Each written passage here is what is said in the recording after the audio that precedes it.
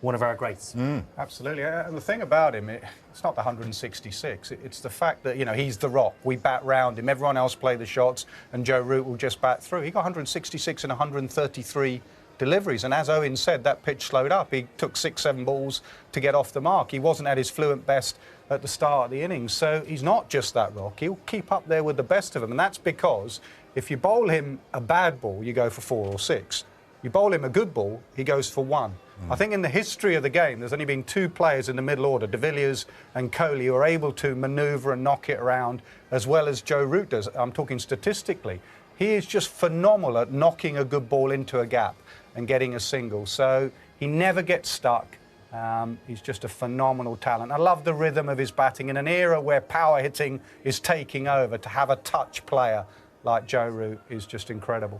Where's he taken his game forward? And, was that movement in West Indies dressing room? It might be. We'll keep an eye on that in due course. Maybe they've made it through the traffic. We'll start losing that time that I was on about, the 30 minutes extras. Ravi Rampal from 1 o'clock. So the match officials now will just have a chat, I imagine, with West Indies and England, just make sure West Indies had enough time to get off the coach, get their minds ready, get their bodies ready, and then they'll give them a time as to when the toss happens, and then we can relay that to you. So we'll just let the officials and West Indies get themselves settled, and we'll bring you any news as soon as we have it.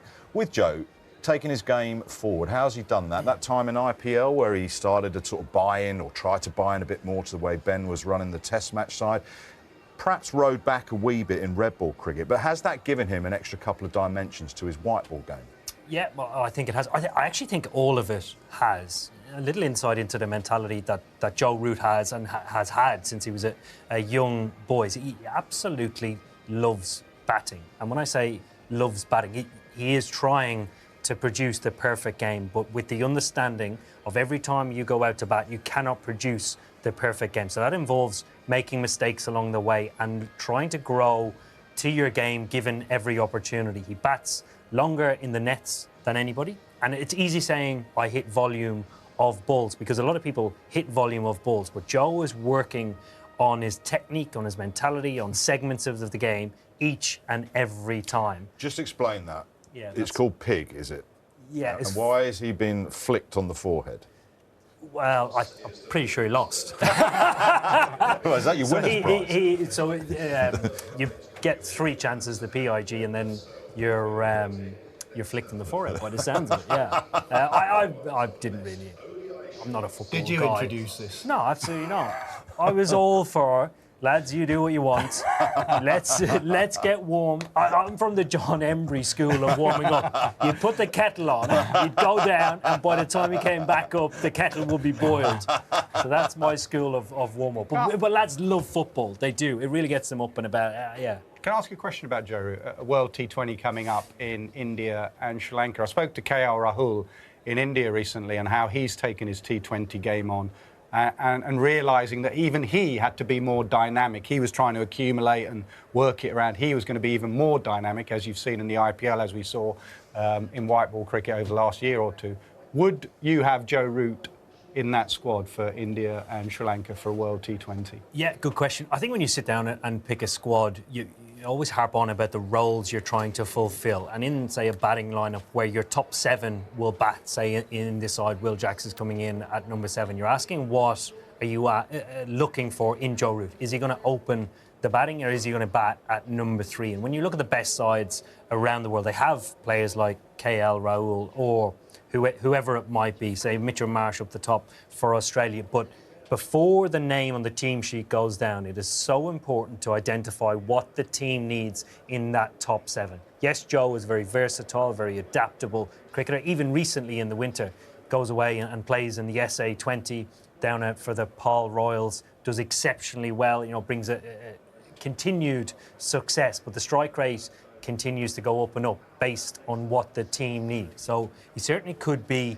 an option, but your first role, or your first job within selecting that side is getting the role. What do you want? Do you want a Phil Salt type player to go out and set the tone for the rest of the batting lineup, or do you want a Joe Root type player who comes in and is adaptable in any circumstance and almost plays the situation more than the role itself? Things are not going well for West Indies in terms of their preparation for this game. Delayed, obviously, by traffic. Just looking out the window now, they are staying inside the dressing room because it must be raining. The cover is looking after the pitch. They're talking about 1:10 toss, 1:30 start. I am guessing that's no overs lost at this stage because they'll eat into that half an hour. But in terms of their preparation, the nets are now coming down. So England have had a bat, a bowl, and now playing a bit of football. Potts is having a bowl in the middle, but I imagine it's just started to rain because the ground staff have started to dismantle the nets. Now, the option West Indies have, of course, is they can utilise the indoor school, because I can't imagine it's full of corporate hospitality for this ODI. It needs to have a couple of lanes available for players anyway, so it's all a little bit bitty, isn't it? It's not really exactly what we wanted coming to this third and final ODI between England and West Indies. But the toss at 1:10, that's assuming it's not raining. And if it's not raining, we'll get underway at 1:30 with 50 overs aside. But the rain is supposed to come in. Well, you're our resident guru of the weather. The Beak says it's going to rain in about, what? Half an hour, but not all day. We'll get some cricket. Absolutely. Reduced overs probably. So, like I said, be switched on. May bring the West Indies, you know, at periods in this series they've been excellent. They were excellent for large periods of that Cardiff game. So it does bring West Indies. If you think about West Indies historically in the last 20 years, what's been their stronger suit? It's been T20 cricket. So the shorter the game, it brings some of their talented cricketers into it. Well, we'll come on to the T20 series, and there are 3 games, and West Indies have named a slightly different squad. The likes of Jason Holder is back, Dre Russ is back. There's no Puran, though. He's decided to have a rest. So the numbers for you at the bottom: toss now at 1:10, start at 1:30. If that happens, it'll be 50 overs aside. That, though, is weather dependent. Some other stats, though, for you, whilst we're just finishing off on Joe Root. The numbers, the pure numbers of the runs he has scored for England are ridiculous. He is so far ahead of everyone else. Yeah, I mean, when you're top of the tree for England in red ball cricket, he went past Alistair Cook and then he went past Owen Morgan the other day at Cardiff. You had them and then you had a few T20 runs here and there.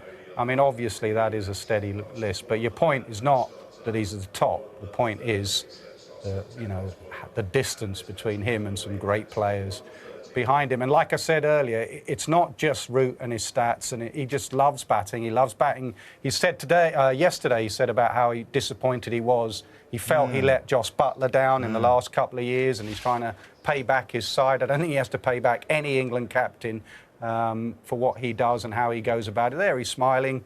He just, not just Joe Root the player, Joe Root the person. If you're trying to sell a game of cricket to anyone, even the West Indies fans, the other day leaving Cardiff, you know, I got on the train back from Cardiff the other day. Everyone, with the bead on. Yeah, I ran for that last train, and everyone leaving that ground, they got their money's worth with that Joe Root 100 because it was so pleasing on the eye to a teammate, to a captain, to everyone. He's just a phenomenal cricketer and bloke.